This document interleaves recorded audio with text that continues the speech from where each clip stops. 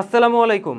বাংলাদেশ বনাম ভারত ফুটবল ম্যাচকে কেন্দ্র করে ভারত যে খেল দেখাচ্ছে তা স্মরণকালে শেষবার কে দেখিয়েছিল তা আসলে মনে করা খুবই দুষ্কর। একেবারে হামজা দেওয়ান চৌধুরী বাংলাদেশ জাতীয় দলে যখনই সংযুক্ত হলেন তারপর থেকে ৪০ বছর বয়সী সুনীল ছেত্রীকে ৮-৯ মাসের একটা অবসর ভাঙিয়ে আনা থেকে শুরু করে বাংলাদেশ দলকে যত রকমভাবে অসহযোগিতা করা সম্ভব প্রায় সকল পন্থাই অবলম্বন করা শেষ ভারত জাতীয় দলের বা ভারতের ওই ম্যানেজমেন্ট থেকে। বাংলাদেশ দল ভারতে যে অনুশীলন করবে একেবারে মাঠে অনুশীলন করার একটা পরিবেশ তৈরি করা, সেই মাঠের সাথে খাপ খাইয়ে নেওয়া, মাঠের গ্রাস কিংবা ঘাসের কি অবস্থায় সবকিছু বিবেচনা করা কিংবা সেখানে পরিস্থিতি আসলে কেমন হতে পারে সেটা আন্দাজ করে নেওয়া, এই জাতীয় কাজগুলোর জন্য মাঠে প্র্যাকটিসটা আসলে করা দরকার। তবে বাংলাদেশ জাতীয় দল একটাবারের জন্য মাঠে প্র্যাকটিসটা করার সুযোগটা পায়নি এবং শুধু এখানেই শেষ হলে হয়ে যেত।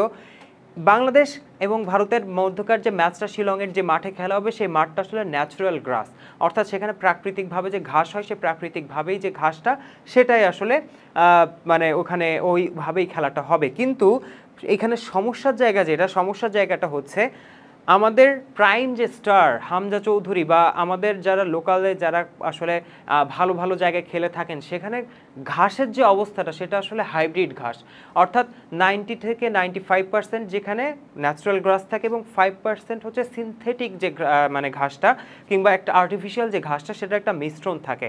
এই যে মিশ্রণটা থাকলে যেটা হয় সেটা হচ্ছে জয়েন্ট যেটা, অর্থাৎ ফুটবলাররা যখন দৌড়াচ্ছেন তাদের এই যে পায়ের জয়েন্টের যে বিষয়টা এটা যদি সারফেস এবং তারা যখন একটা দৌড়ানোর একটা প্রেস দিচ্ছেন এখানে জয়েন্টের যে প্রেশারটা এই প্রেশারটা আসলে তখন কম পড়ে, প্লেয়াররা কম ইনজুরি প্রবণ হয়ে থাকেন সচরাচর এমনটাই হয়ে থাকে। কিন্তু ন্যাচারাল গ্রাসের ক্ষেত্রে দেখা যায় যে প্লেয়াররা হ্যাঁ ওই টেম্পারেচারের জায়গাটা হয়তো একটু কম থাকবে, মাঠটা হয়তো আর একটু বেশি নরম থাকবে যেহেতু প্রাকৃতিক ঘাস, কিন্তু এই যে প্রাকৃতিক ঘাসে 100% প্রাকৃতিক ঘাসে খেলে কিন্তু আসলে অভ্যস্ত না আমাদের ফুটবলাররা কিংবা হচ্ছে আমাদের প্রাইম যিনি স্টার হামজা চৌধুরী। এবং একটা কনসার্নের বিষয় কিন্তু তাকে ঘিরে আসলে তৈরি হয়েছে যে তিনি এইখানে কতটুকু আসলে পারফর্ম করতে পারবেন, কতটুকু ডেলিভার করতে পারবেন তার 100%-এর থেকে, সেটা একটা কনসার্নের জায়গা।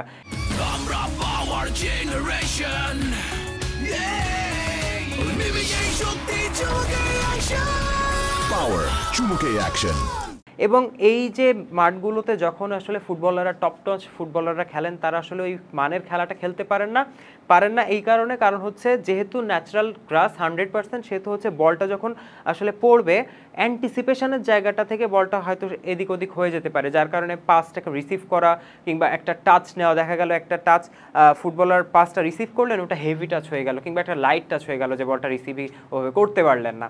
তো এই ধরনের প্রবলেমগুলো কিন্তু আসলে ওই ক্ষেত্রে হয়ে থাকে। অ্যাডজাস্টমেন্টের এই বিষয়টা কিন্তু আসলে সমস্যা তৈরি করে দেয়। আবার অ্যাডজাস্টমেন্টের জায়গাটা হ্যাঁ ঠিক আছে, 4টা প্র্যাকটিস সেশন এখানে পাওয়ার সুযোগ ছিল বাংলাদেশের, ওটা যদি ওই মাঠের মধ্যে হতো তাহলে একটা বিষয় ছিল, কিন্তু মাঠেও করতে পারেনি। সমস্যার জায়গাটা হচ্ছে ন্যাচারাল যে গ্রাসে হওয়ার কথা ম্যাচ, কিন্তু বাংলাদেশকে ভারত জাতীয় দল আর্টিফিশিয়াল যে টার্ফ 100% আর্টিফিশিয়াল যে টার্ফ সেখানে আসলে প্র্যাকটিস করার সুযোগ দিচ্ছে। এটা এই যে দুই জায়গাটার মধ্যে হচ্ছে বিস্তর পার্থক্য রয়েছে। কিন্তু আর্টিফিশিয়াল টার্ফে আপনি যখন হচ্ছে প্র্যাকটিস সেশনটা করবেন সেটা আপনার জন্য ইনজুরি প্রবণতার অন্যতম বড় কারণ হয়ে দাঁড়াবে। আর্টিফিশিয়াল টার্ফে আসলে আমাদের কোনো খেলোয়াড়ই খেলে অভ্যস্ত না, অন্তত টপ নচ ফুটবল যারা খেলেন বা টপ লেভেলের টপ ফ্লাইটের ফুটবল যারা খেলেন তারা আসলে ওই আর্টিফিশিয়াল টার্ফে খেলে টার্ফের ওই ফুটবলটাতে তারা অভ্যস্ত না এবং এটা আসলে প্লেয়ারদেরকে ইনজুরি প্রবণ করে তোলে। এবং এটা দেখেন যখন আপনি 4টা প্র্যাকটিস সেশন করবেন আসলে এই ধরনের টার্ফে যেখানে ইভেন বাউন্স, এখানের বাউন্সটা হচ্ছে ইভেন, বাট আপনি ওই প্র্যাকটিসটা করে যখন মাঠে ন্যাচারাল গ্রাসে আপনি হচ্ছে খেলতে নামবেন তখন ওখানে বাউন্সটাই হয়ে যাবে আনইভেন। পাস আপনার রিসিভ করা থেকে শুরু করে পাস করা থেকে শুরু করে বলের একটা হচ্ছে রোটেশন কিংবা বল কত স্পিডে যাবে, ওই যে অ্যান্টিসিপেশন বা একটা মাসেল মেমোরি বিল্ড আপের যে জায়গাটা সেই জায়গাটা থেকে আসলে বাংলাদেশ জাতীয় দল বঞ্চিত হচ্ছে। এবং শুধু এই বঞ্চিত হওয়া পর্যন্তই সীমাবদ্ধ না, বাংলাদেশ দলকে আসলে নিজের পকেটের টাকা খরচ করে সেখানে প্র্যাকটিস সেশন করতে হচ্ছে।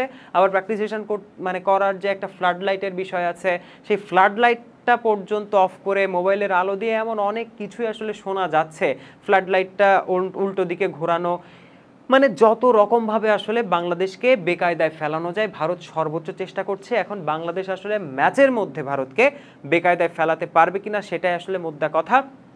হামজা চৌধুরী তার কমফোর্ট জোন থেকে বেরিয়ে এই পিচে কতটুকু ডেলিভার করতে পারেন সেটাই আসলে এখন বড় প্রশ্ন হয়ে দাঁড়িয়েছে।